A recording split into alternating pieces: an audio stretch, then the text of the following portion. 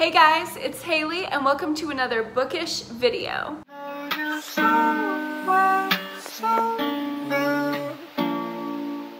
Hello guys, welcome to my latest edition of ranking an author's backlist. I love doing these videos and I plan to do a lot more in the future. The thing is that for me to make these videos, I have to read every single book in an author's backlist, so it might take me a little while. After this one, I will definitely be doing a Gillian Flynn guide and ranking because I know you guys have been asking for that one. Also, I have Colleen Hoover in the works, Jennifer Hillier, but if there's anyone else that you're thinking of that you want to see me read and rank all of their backlist, let me know in the comments down below. I will also link down below all the other author backlist ranking guide things that I have made so far. But today, the topic of conversation is Riley Sager.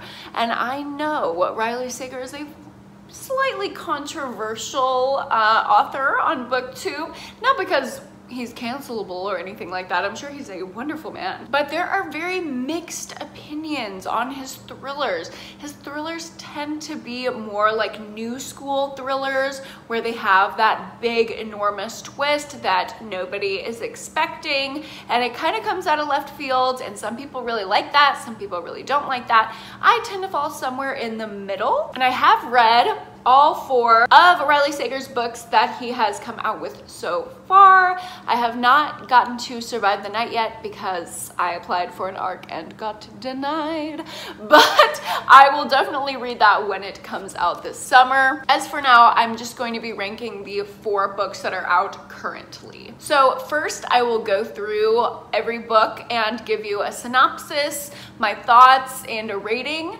and then I will rank them in order of what I like the best to what I like the least at the end. Let's go ahead and start with Riley Sager's first book, and that is Final Girls. So this is the story of 3 final girls. If you don't know what that concept is, it basically refers to the last surviving girl that is able to walk out of a tragedy where a lot of people are killed or something like that. And these 3 final girls, they all had their separate tragedies and they end up connecting afterwards and supporting each other, and then they start getting slowly picked off one by one, and they're kind of teaming up and trying to make sure that none of them get taken out by whoever is determined to finish the job and kill these final girls. So this is the first Riley Sager book that I read, and I actually read it not last summer, but the summer before, and I don't know, I just thought it gave like really good slasher vibes, but a little bit of a twist on your classic slasher. It was updated, it felt modern, and I really liked it. I did end up guessing the twist, the like big reveal at the end, who the killer was, at about the halfway point of the story, but I really didn't mind because it was so gripping and thrilling. So I had a great time reading it. I also read it in a day. It was very, very fast paced for me. So I ended up giving it a 4.5 out of 5 stars. Let's just go ahead and go in publication order. So next up, Riley Sager published The Last Time I Lied. This is like a summer camp based mystery thriller around our main character named Emma. So she went to this summer camp as a child, and 2 of her friends that she made there ended up going missing that summer. The camp was shut down. It was assumed that they were kidnapped or murdered or something, but nobody was ever caught. And many years later, Emma is an artist. She's just thriving, and the owner of the camp decides to reopen and asks Emma to be their like painting counselor, instructor person. So she goes back, even though it's very traumatic for her, so she can try to figure out what actually happened to her 2 friends all those years ago. The vibes in this thriller are immaculate.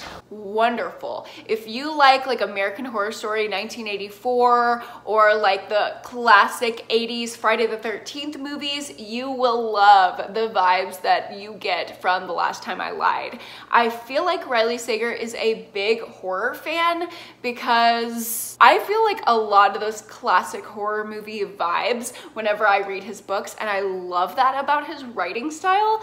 This book in particular though just gives you all the classic horror movie vibes with those modern twists. The twist at the end of this book, first of all, there are many and they're layered and they just hit you like boom, boom, boom. I didn't predict any of them. I absolutely loved this book. This is another one I read in a singular day. I could not put it down.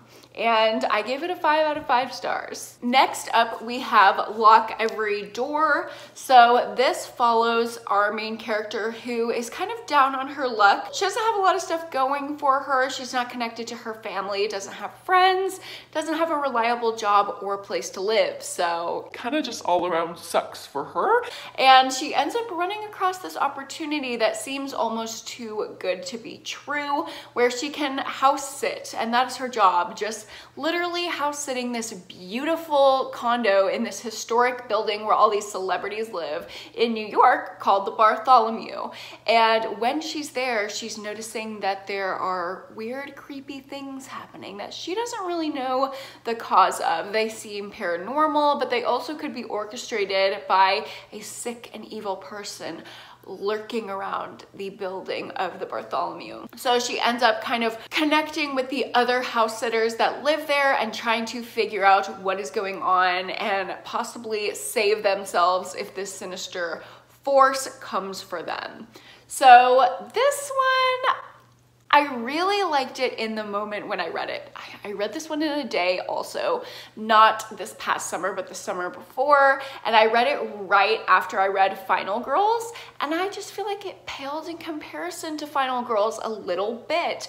Right after I read it, I was so like almost high off of that final reveal that I gave it 5 stars really quickly. But rethinking about the story and how it was set up, although it was extremely well put together and shocking, I think the middle did drag a little bit for me, and I was just kind of frantically reading and flipping pages to try to figure out what happened, even though I wasn't really taking in the story, if that makes sense. So even though I gave it a 5 in the moment, looking back, I think I would give it a 4 if I read it now. But it does have that classic Riley Sager twist, and those are insane. They're very satisfying to read, but they're also very controversial. Some people like to go back and look at the clues, and usually that's how I am. So maybe that's why I didn't connect as much with this one as I did with this one, because you can really go back and see the little breadcrumbs left with this. Finally, we have Riley Sager's most recent release, Home Before Dark. This is your classic ghosty story. It very much is giving me vibes of Haunting of Hill House,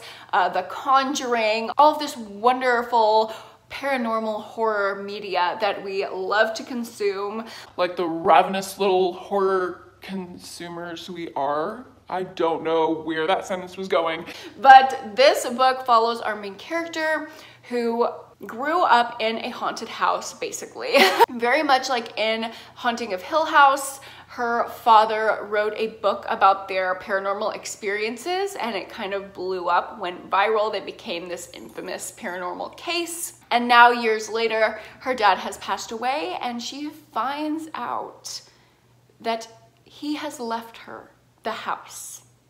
She thought the haunted house had gone bye-bye when they ran away in the middle of the night because they were being stalked by ghosts and almost died. Well, it turns out her dad had kept this house the entire time, and now it's hers. So she goes back and she's trying to unravel whether this house is actually haunted, and if it's not, then why did all these horrific things happen when she was so young? This book is my ideal paranormal thriller.